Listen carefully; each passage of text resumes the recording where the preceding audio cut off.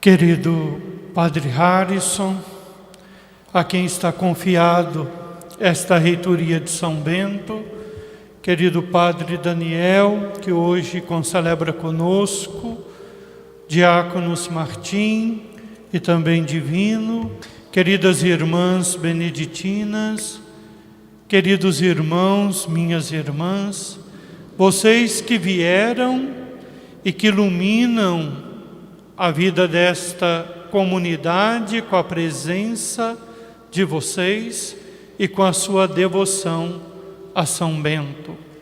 Queridos irmãos que estão em casa, distantes fisicamente, mas na proximidade do coração e da oração. Como Deus é bom sempre. A palavra de Deus hoje nos ajuda a respondermos aquelas perguntas fundamentais que no tempo antigo despertaram tantos estudiosos e santos e profundas reflexões. Quem nós somos? De onde viemos? Para que estamos aqui? Qual é o sentido da nossa vida e para onde nós... São Paulo revela que a nossa existência não é um mero acaso, não é um acidente biológico, mas que a nossa existência é fruto de um desejo, fruto de uma vontade anterior ao desejo e à vontade dos nossos genitores, nossos pais e mães na carne. A nossa existência decorre da vontade de Deus, porque Deus quis, cada um de nós se tornou um ser vivo dentro do útero materno. E Deus nos quis com um propósito. Deus não nos quis da mesma forma que pensou os animais irracionais, que pensou as matas e as florestas. Embora tudo o que Deus fez com amor e por amor. Até uma rocha, uma pedra, foi feita por um ato de amor de Deus, por uma expressão do amor de Deus. Mas Deus, ao nos fazer, Ele tinha no pensamento a Jesus Cristo, seu Filho unigênito. Foi em vista de Jesus Cristo que Deus pensou a nossa existência. E isto significa dizer que Deus não nos pensou para sermos escravos, atados por correntes. Deus não nos pensou para sermos apenas um ser no mundo. Deus nos pensou para sermos seus filhos e filhas em Jesus Cristo. Significa que Deus pensou cada um de nós para ser amado e para amá-lo na liberdade. Diferente do resto da criação, que segue o impulso apenas da natureza e dos instintos, nós refletimos sobre o que queremos. Nós temos consciência dos impulsos que nos movem e nós escolhemos a que impulso seguir, a que desejos alimentar, a que escolhas fazermos. O amor só acontece na liberdade. Por isso Deus nos fez na liberdade para vivermos com Ele um amor eterno e perfeito. Deus nos fez para estarmos mergulhados no seio da Trindade, como vemos Maria Santíssima, depois da sua assunção e coroação no céu. representada naquela imagem que tem o Pai, o Filho e o Espírito Santo coroando-a. Mas Deus nos fez livres, e pela liberdade o ser humano escolheu outros caminhos, desviou-se do caminho do bem que é Deus. Quando um jovem perguntou a Jesus o que é preciso fazer para ser bom, Jesus disse: só um é bom, só Deus é bom. E fora de Deus nada é bom e nos faz bem.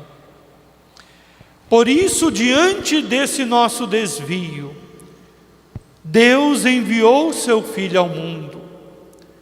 Deus colocou no meio de nós o próprio Jesus, para ir nos mostrando se o ato do desamor é capaz de nos afastar de Deus. O ato do amor nos aproxima, nos devolve a capacidade de sermos bons, nos devolve no caminho da verdadeira felicidade e da verdadeira realização. Se a desobediência de Adão e Eva fizeram a humanidade perder o rumo, a obediência de Jesus e de Maria recuperaram o rumo para a humanidade. Por isso, São Paulo nos convida a olhar para o mistério da redenção em Jesus Cristo.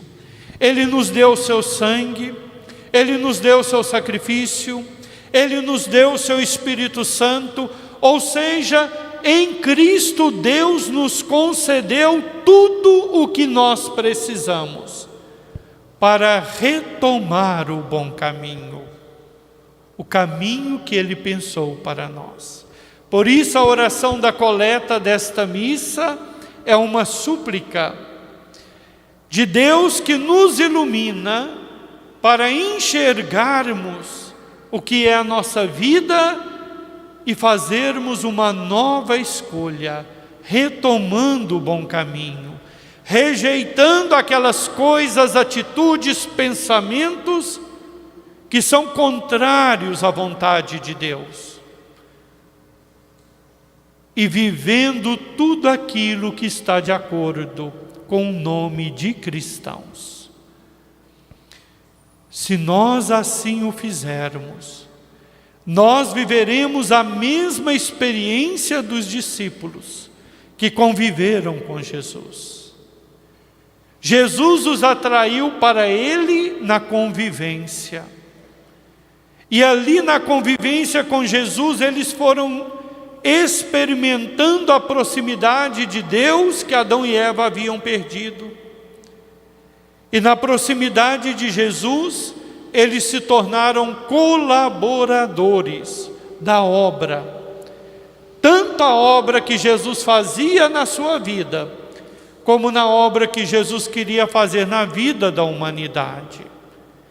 Santo Agostinho dizia: Deus que nos criou sem nós, não nos salvará sem nós. Para nos criar, Deus não perguntou se queríamos, nem tinha como perguntar se não existíamos. Mas Deus nos perguntará se queremos viver com Ele, se queremos ser salvos, se queremos aquela felicidade verdadeira.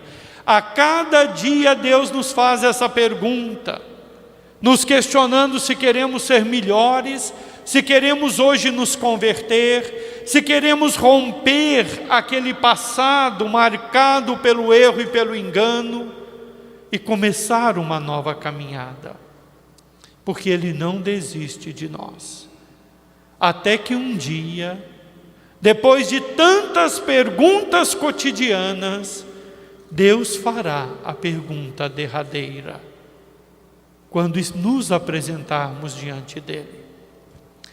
Por isso, os discípulos são enviados, porque mesmo com as suas limitações e as suas fraquezas, e eles as tinham, eles aceitaram ser os colaboradores próximos de Jesus.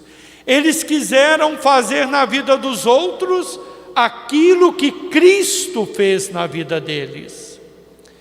Por isso eles aceitaram o envio. Deus nos atrai e Deus nos envia em missão. A cada chamado para Ele, existe uma resposta para o próximo. Deus não nos chama para ficarmos escondidos nele. Deus nos chama para manifestarmos a sua luz diante das pessoas. Se Deus nos quisesse esconder para que o mal não nos encontrasse, Ele não teria dito que somos sal da terra e luz do mundo. Por isso Ele envia os discípulos em missão. E reparem que Ele diz para os discípulos que tudo o que eles precisam, eles já têm. Duas coisas Nosso Senhor fala que eles devem levar: o cajado e as sandálias. O cajado, porque a nossa missão é cuidar, é pastorear. Nós somos postos na vida uns dos outros, cada momento, para realizarmos aquilo que Cristo realizou na nossa. Por isso, uma pessoa que não compreendeu a obra de Deus na sua vida, dificilmente vai compreender qual é a obra que deve realizar no seu matrimônio, no seu namoro, no seu sacerdócio, no seu diaconato, no seu episcopado, na sua pastoral, no seu movimento. Nós não podemos dar aquilo que não temos, nem testemunhar o que não conhecemos. Por isso os discípulos são enviados recebendo de Cristo o poder do Espírito Santo. Eles vão para pastorear. Eles vão caminhando sem se acomodar. As sandálias nos lembram isto. Os pés que não descansam enquanto existe alguém que precisa ser encontrado, alguém que precisa ser buscado no mundo. Nós não vamos para o céu simplesmente ajoelhando, nós vamos caminhando na direção do Senhor, que passa pela vida do próximo, que passa pelo cuidado das pessoas. Reparem que Deus, Ele nos põe no mundo, na vida das pessoas. As crianças que chegam ao mundo são enviadas primeiro para a vida de um homem e de uma mulher, que são pai e mãe. Depois são enviados para a vida dos outros, nas diversas vocações, nas pastorais, nos movimentos. Nós somos para o outro. Entre Deus e nós existe sempre alguém. E é no encontro com esse alguém que nós chegamos até o Senhor. Isso é fundamental para nós. Por isso, Amós, na primeira leitura, ele fica firme diante das ameaças, porque ele sabe que a missão dele é ali. Ele sabe que Deus o plantou no reino do norte, para ajudar a salvar aquelas pessoas que estavam trilhando o caminho do erro e do mal. Deus não os enviou para se acomodarem, mas para mostrarem, para anunciar. Assim também Ele enviou os discípulos e envia cada um de nós. Reparem que no final do Evangelho fala o que os discípulos fizeram. Os discípulos não foram enviados para jogar pedra nos outros. Os discípulos não foram enviados para julgar os outros. Os discípulos foram enviados para levar uma proposta: que as pessoas se convertessem. E quanto mais às vezes a gente agride uma pessoa, mais ela se encolhe. Por isso os discípulos vão anunciando. E na medida que as pessoas se convertem a Cristo, os demônios saem. Porque aonde há uma conversão a Cristo, existe uma presença de amor. E aonde existe o amor a Cristo, não há lugar para o demônio. As doenças são curadas. Quantas pessoas foram curadas de seus traumas, de suas feridas, graças à presença amorosa de um filho, de uma mãe, de um pai, de um esposo, uma esposa, de um sacerdote, de um diácono, de uma religiosa. É para isso que nós estamos no mundo. Não nos esqueçamos que o Senhor nos calça as sandálias e nós devemos apresentá-las bastante gastas, de tanto que buscamos e nos empenhamos. Este é o nosso desafio. E quando nós olhamos para São Bento, cuja memória hoje a igreja reflete, nós vamos encontrar alguém que entendeu isto. Bento fez a sua experiência de Deus, ouvindo a palavra, e ele percebeu que a perfeição, a alegria, a vida inteira que ele buscava, passava pelo Senhor. Por isso ele abriu mão de tudo, porque quem tem a Deus, nada lhe falta. Entregou a sua vida ao Senhor, o seu sonho de viver em Deus, escondido em Deus, em oração. Mas o Senhor foi mostrando que não se acende uma luz para escondê-la, mas uma luz deve brilhar para que os homens vejam e possam seguir e encontrar o caminho. Por isso muitos a ele acorreram. Como os discípulos, Bento foi atraído por Jesus, foi formado por Jesus nos seus momentos de oração.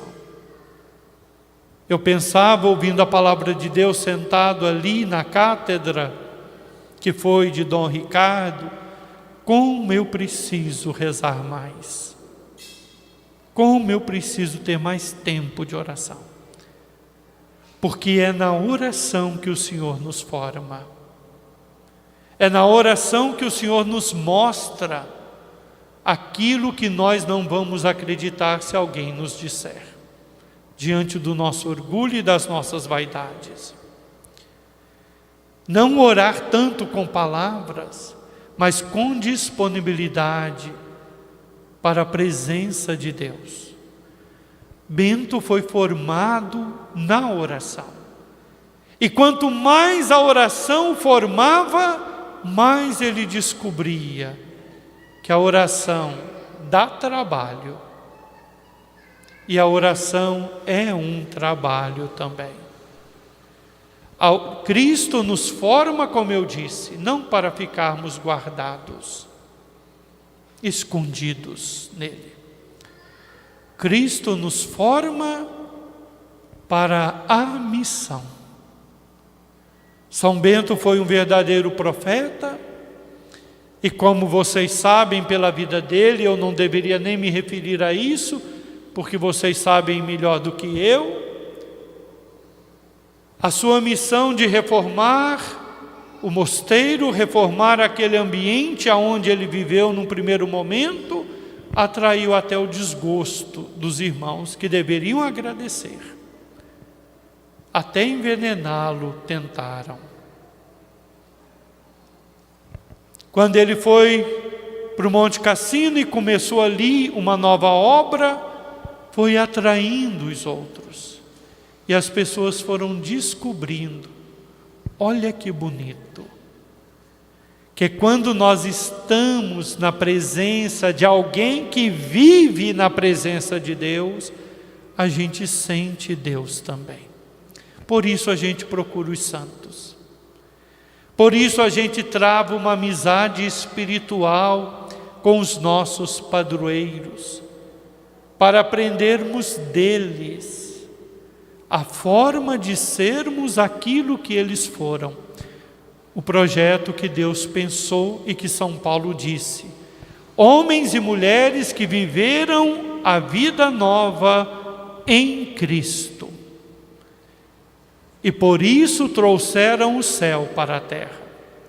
Cada santo é um oásis no céu. É um pequeno oásis no meio do deserto da humanidade. Por isso hoje nós agradecemos a nosso Senhor pela vida de São Bento, pela sua vocação e pela sua missão. E nós queremos aprender dele. Para o devoto de São Bento, não basta rezar apenas a cruz sagrada seja minha luz. O devoto de São Bento aprende os seus ensinamentos. Aprende a importância de uma oração profunda, que nos faz esquecer de nós, para pensar nos outros. Aprende a importância de que a oração nos leva ao trabalho, nos leva à ação, nos leva ao serviço na vida dos outros também.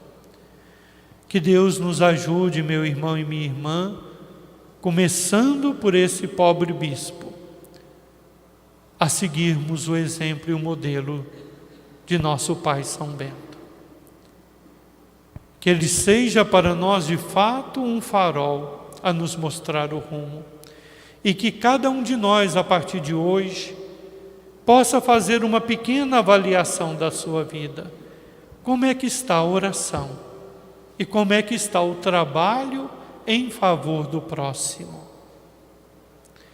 E quem sabe no ano que vem a gente possa fazer um balanço para saber se nós crescemos ou se nós encolhemos. Se nós de fato nos tornamos na nossa casa e nos outros ambientes uma presença inspiradora. Uma presença que faz os outros pensarem que é possível vencer o mal, que é possível mudar de vida, que é possível viver o projeto de Deus.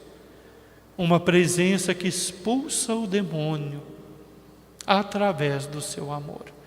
Eu tenho comigo que quem agride para expulsar o demônio deve achar é bom, que ele gosta de confusão e de bandalheira. Ele nos gosta com ódio, com raiva. Um santo dizia: a gente consegue muito mais com uma gota de mel do que com um barril de vinagre. A gente consegue muito mais da vida das pessoas para mudar com doçura, com paciência, com tolerância e com perseverança, do que com qualquer outro sentimento contrário. Cada irmão e irmã é alguém a quem Jesus nos envia, não para julgar e condenar.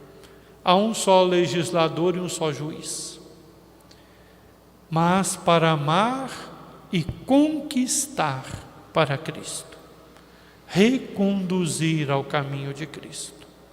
Que Deus nos ajude, que Deus nos inspire, que Deus nos forme, para sermos no tempo de hoje, a exemplo de São Bento na sua época, verdadeiros discípulos e discípulas missionárias de nosso Senhor e Salvador Jesus Cristo. Convido a todos, no instante de silêncio, quem está em casa também,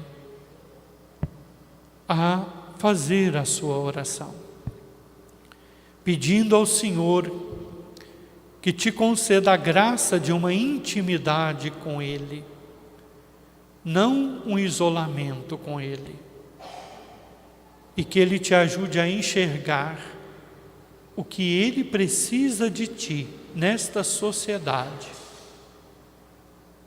o que Ele espera de ti nos ambientes que você frequenta. Quais são os apelos de Deus para nós hoje?